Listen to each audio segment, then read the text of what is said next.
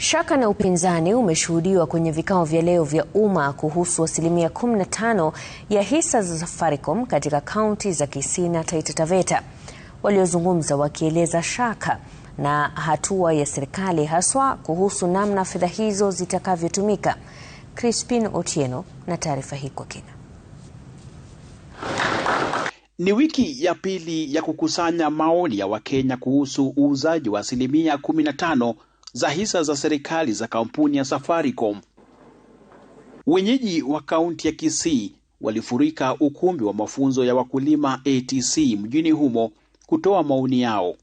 Na bunge iligeuza sheria.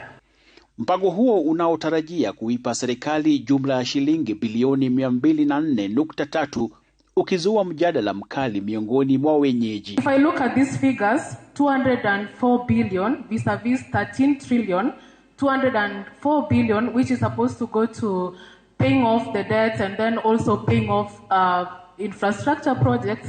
I feel like 204 billion is a drop in the ocean.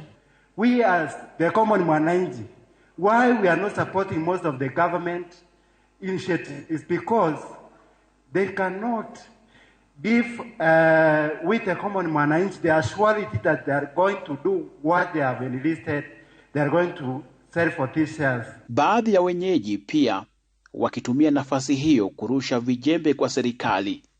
We also want, the president has a lot of houses everywhere, as Narok, as Kisii, as Nairobi, Kisumu and elsewhere. Where can we also sell?